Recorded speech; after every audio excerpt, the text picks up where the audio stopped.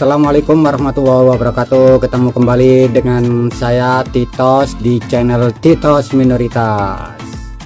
Semoga kita diberi kesehatan selalu. Amin amin. Baru-baru ini saya melihat podcastnya Profesor Mahfud MD bersama Kiai Haji Said Agil Siraj.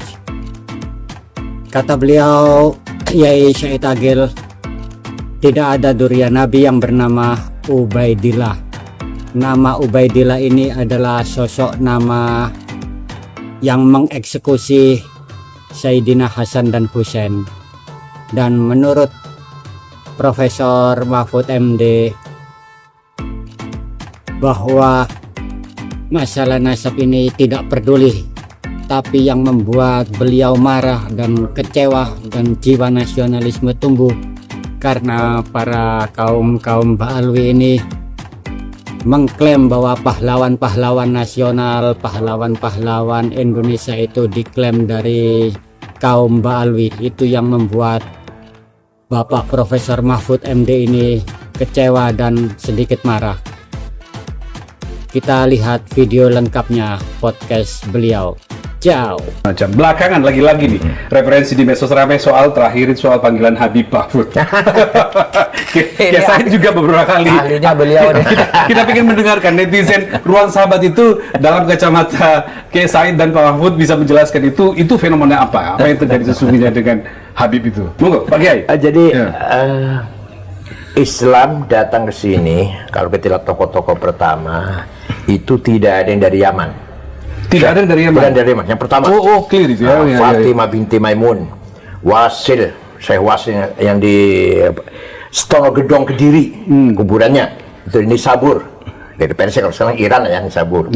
Syekh Ahmad Subakir yang kuburnya di Goa ya, di Sulawesi. Itu juga dari Khorasan. Syekh Quro di Kerawang. Itu dari Cina. Ya. Jadi Maulana Ishaq dari Tobruk, dari kota perbatasan Mesir Libya. Nah, kemudian setelah ada penjajah Belanda mendatangkan Arab dari Yaman itu. Dari Yaman. Periode berikutnya baru muncul. Jauh.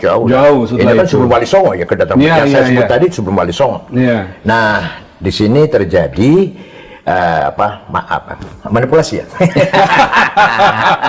Sengaja memamerkan ya, memasang gelar Habibnya itu supaya mendapatkan posisi yang lebih terhormat daripada yang lain. Itu berhasil seperti itu di Indonesia dan Malaysia dan Brunei. Malaysia juga ada ya? Iya. Untuk status sosial mereka dapatkan. Ya, kalau di Timur Tengah nggak ada. Di Mesir biasa aja, yang alim, yang berilmu, yang berkualitas ya dihormati orang. Yang tidak biasa jadi pegawai, jadi pekerja walaupun di Alatos atau Assegaf, hanya di kita ini. Nah, saya bukan ahli nasab ya, hanya saja secara rasional, mereka tuh katanya akhirnya Ubaidillah bin Ahmad Al-Muhajir bin Isa. Nah, tidak mungkin ada ahli bait namanya Ubaidillah, karena Ubaidillah itu gubernur Irak yang membunuh Sayyidina Husain dan saudara-saudara di Karbala. Namanya Ubaidillah. Karbala. Ya, namanya Ubaidillah. Yang eksekutornya atas perintah Yazid, Khalifah Yazid. Al-Amawi. Maka ahli bait itu nggak ada namanya Yazid. Ayo cari ada yang kahib namanya Yazid. Nggak ada. Amrun nggak ada. Muawiyah nggak ada lagi malah. Begitu. Ubaidillah nggak ada. Cuma nggak ada ahli nama Ubaidillah. Nah, sedangkan itu katanya semua ini turunan Ba'alwi bin Ubaidillah bin Ahmad bin Isa bin Muqaddam nanti Ja'far Shadiq. Jadi menurut saya rasional saja, tidak mungkin ada Habib namanya Ubaidillah. Itu artinya tadi saya bukan ahli nasab. Pak Mahfud juga beberapa kali ditanya soal itu kan oleh netizen. Saya itu ya bukan ahli nasab juga, tapi saya membaca filologinya Minahim Ali itu jelas ya. Nampaknya tidak ada kaitan itu antara apa yang sekarang disebut habaib di Indonesia itu dengan Ali atau dengan Nabi Muhammad apalagi gitu. Tetapi begini, saya tidak peduli itu apakah benar apa tidak, dia ada kaitan. Bagi saya yang menyinggung rasa nasionalisme saya itu ketika pejuang-pejuang kemerdekaan dari nenek moyang kita itu katanya Habib. Yang menentukan merdeka tanggal 17 itu Habib. Waduh. Jadi klaim-klaim seperti itu yang itu terganggu gitu ya. Ada surat resmi Bung Karno ya, dalam surat menyoratnya dengan Hasan itu dia merasa jengah dengan Habib. Saya nih kok begini ya, Habib nih kok begini, merasa menindihkan diri. Saya tidak suka, kata Bung Karno. Ada suratnya. Ada suratnya itu? Ada suratnya. Nanti bisa dilihat. Jadi Bung Karno tuh tidak bersahabat dengan Habib. Bahwa mungkin kenal tuh iya. Bahkan sesudah merdeka ketemu lalu di foto-foto itu iya. Gitu. Apalagi memberikan posisi yang lebih tinggi gitu ya. Ada itu ya. Iya, ada surat menyorat Bung Karno dengan Hasan itu. Saya tidak setuju. Seakan-akan Habib ini kelas tersendiri gitu tuh Bung Karno gitu.